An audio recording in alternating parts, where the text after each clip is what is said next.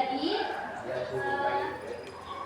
di sini ibu akan memberikan layanan. Nah, layanan itu berupa klasikal. Klasikal itu yang di kelas seperti ini. Nah, ibu di sini akan membawakan tema tentang kurang pandai memimpin dan mudah dipengaruhi orang lain. Nah, sebelum mulai kita bisa mengucapkan bismillah terlebih dahulu. Kalian sudah siap untuk melakukan layanan pada pagi hari ini? Ya. Yang pertama, kurang pandai dalam memimpin. Nah, apa sih itu pemimpin? Ada yang tahu? Pemimpin. Ya, boleh angkat tangan yang tahu?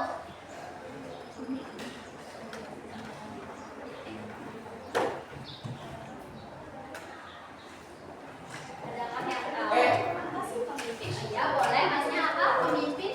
Ya.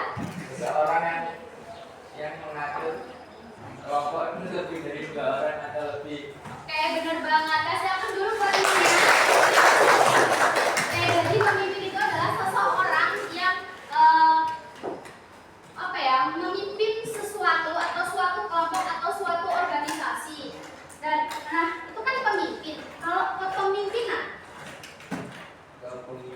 nah apa tuh bedanya pemimpin sama kepemimpinan? Apalagi pimpinan, pernah dengar kan pasti?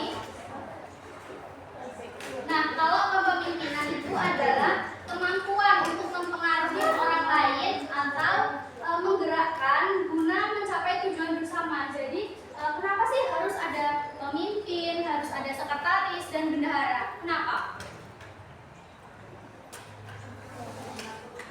Ya, untuk mengatur. Jadi, gimana caranya kelompok kita atau organisasi kita itu bisa berjalan lancar sesuai apa yang kita inginkan. Kayak misalnya kita punya suatu grup, pasti ada leadernya, iya nggak?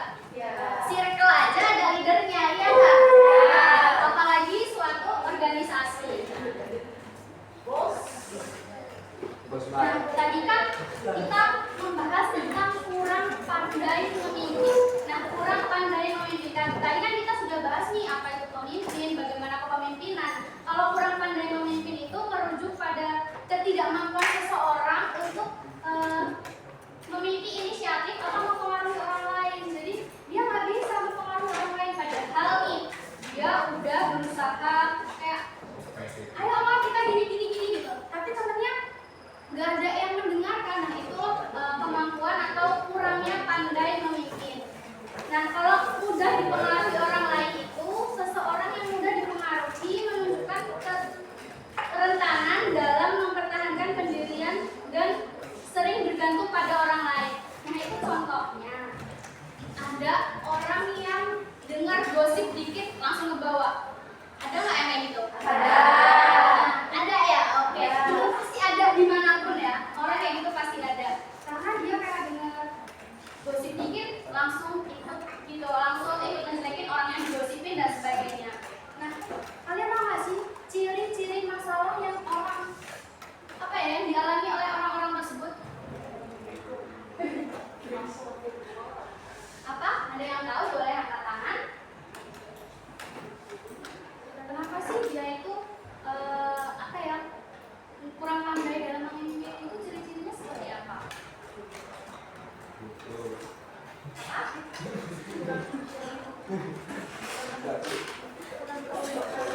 Iya, keterampilan berkomunikasi ya. Karena kurang memiliki keterampilan berkomunikasi. Bener banget. Kasih aku dulu buat temennya. Yang pertama yaitu tidak percaya diri saat diminta untuk memimpin. Ada nggak yang diminta untuk jadi ketua terus dia nggak mau, nggak bisa ya? Ada ya? Ada. Oh kayak gitu juga ada. Kita juga kadang nggak mau ya? Malah mana nggak boleh kayak gitu ya? Yang kedua cenderung pasif dan dalam mengambil keputusan. Jadi dia tuh ketika kenapa kok dia itu dibilang kurang pandai dalam memimpin? Ketika mengambil keputusan justru dia diam, justru anggota-anggotanya yang aktif kayak kita tuh harus gini loh, gini, tapi ketuanya cuma diam aja ngikutin alur. Ada kan pasti ketua kayak gitu. Itu berarti orang yang pemimpin. Nah, selanjutnya itu takut menghadapi kritikan atau penolakan dari orang lain. Nah, dia itu takut banget kalau dia ngomong orang enggak, nanti kalau aku jadi ketua pasti dia ngomongin itu enggak becus, ini tuh kurang gini, ini gini. Nah, orang-orang yang takut itu berarti juga kurang. Nah, selanjutnya ada sulit mengarahkan atau memotivasi orang lain. Jadi dia belum bisa itu lagi, karena kan ketua dapat mempengaruhi orang lain. Tapi di sini ciri-cirinya yaitu dia susah untuk menggerakkan atau memberi motivasi kepada orang lain. Kalau ciri-ciri orang yang mudah dipengaruhi orang lain itu yang gimana sih? Ayo coba ada yang bisa coba ikut-ikut. Iya, padahal dia nggak tahu masalahnya. Tadi dia ikut-ikut, ya kan? Itu tadi karena dia dengar gosip sedikit langsung ikut membenci orang yang digosipin. Nah, itu salah satunya. Yang lainnya ada tidak yakin dengan keputusan atau pendapatnya sendiri. Padahal dia tuh tahu mana yang benar, tapi dia nggak yakin dengan keputusannya. Justru dia malah yakin dengan omongan orang lain, padahal itu belum tentu benar. Nah, yang terakhir itu ada sulit menolak ajakan atau permintaan yang tidak sesuai dengan prinsip dia. Itu tadi dia sudah punya pendirian, sudah punya prinsip, tapi dia nggak berani nolak gitu, karena ada orang-orang yang lebih berpengaruh yang dia takutin. Selanjutnya faktor penyebab. Faktor yang menyebabkan orang-orang itu susah untuk menjadi pemimpin atau kurang pandai dalam memimpin dan orang-orang yang mudah dipengaruhi. Faktor yang menyebabkan apa sih? Ada yang tahu?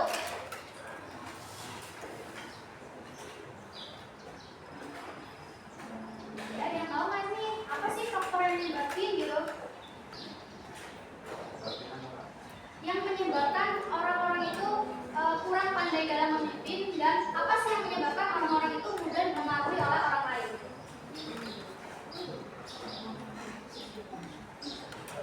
Ya?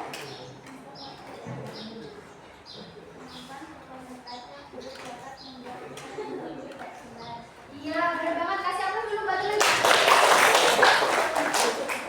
Kurangnya keterampilan komunikasi, jadi informasinya kurang jelas. Jadi ada nggak ketua kalau ngomong tapi nggak jelas?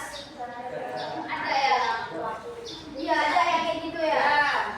Nah itu tadi benar banget. Terus kurang pengalaman dalam memimpin. Jadi kalau ada seorang pemimpin yang dia jadi ketua nih, jadi pemimpin, tapi itu baru pertama kali, pasti kurang kan pengalamannya. Pasti di situ juga banyak kekurangannya juga. Nah selanjutnya pengaruh lingkungan dan sosial. Lingkungan sosial yang dominan membuat seseorang sulit mengutarakan pendapat. Ada juga yang maaf ya kalau kita sedikit melenceng. Kenapa kok lingkungan itu berpengaruh? Biasanya kalau dalam rumah ada anak yang selalu tidak boleh membicarakan atau mengutarakan perasaannya oleh orang tuanya. Pasti itu sangat berpengaruh, karena itu pun akan terbawa dengan lingkungan sosialnya. Dia ketika disuruh berpendapat pasti akan sulit, takut, karena di lingkungan keluarganya selalu disuruh diam atau dibungkam oleh orang tua. Nah, itu semua kan menimbulkan dampak. Nah, dampak apa sih yang bisa ditimbulkan dari hal-hal tersebut? Ada yang tahu? Boleh angkat tangan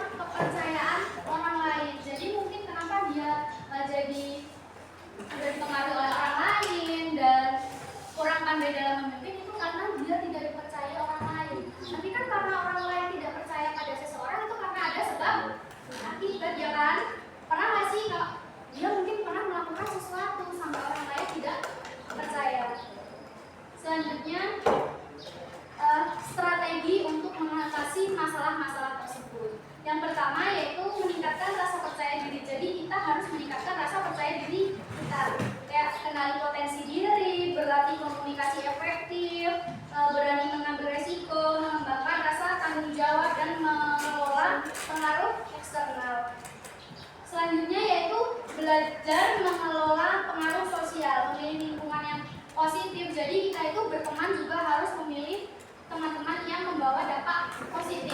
Kalau kita tahu teman itu bakalan membawa atau memberikan kita dampak yang negatif, lebih baik dijauhi, ya dihindari.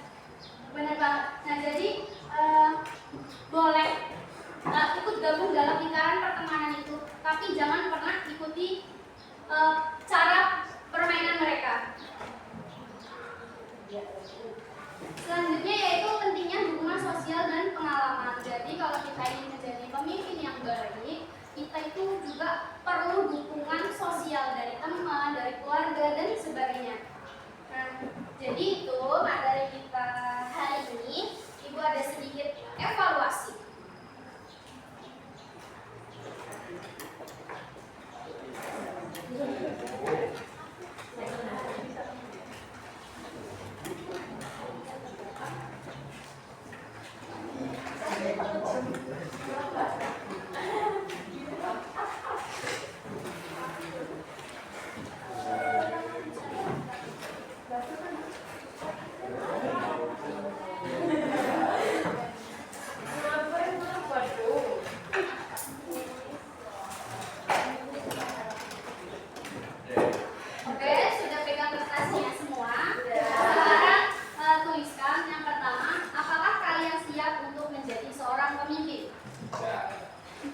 Tulis saja. Iya, ditulis siap atau tidak siap.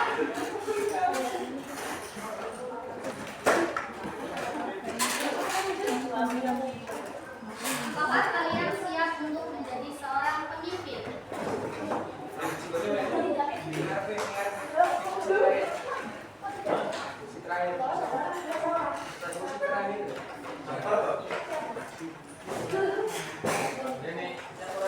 Sudah? Nah, yang kedua, apa yang akan kalian lakukan ketika kalian menjadi seorang pemimpin? Boleh nggak jadi? Ya, apa ya? Ya kalau memang nggak siap, kayak jangan aja. Aku udah cukup aku nih. Ya, tulis aja, tulis aja.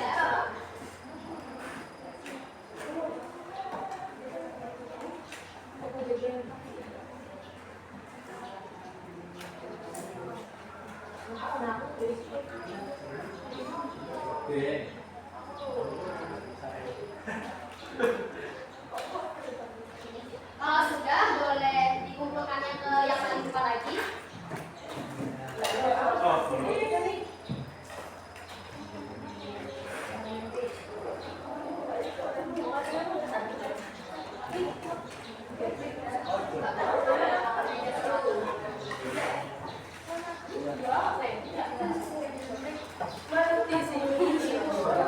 Nggak usah didalam.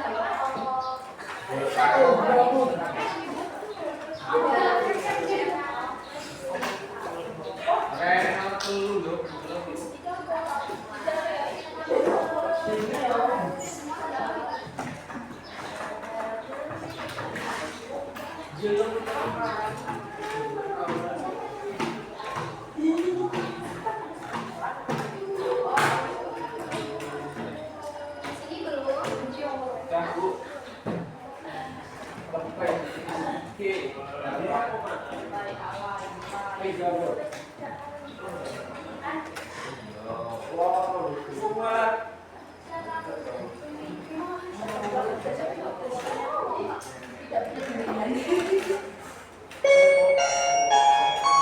Saatnya pergantian jam pelajaran. Jam keempat dimulai. Oke, karena kebetulan waktu kita sudah habis ya.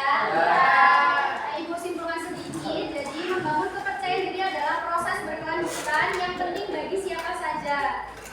Nah, kepemimpinan bukan hanya tentang posisi atau jabatan, tetapi tentang kemampuan untuk menggerakkan diri sendiri. Karena sesuatu yang perlu kita pimpin yang paling kecil adalah diri kita sendiri. Oke, jadi Ibu terima kasih karena kalian sudah mau berpartisipasi pada layanan hari ini.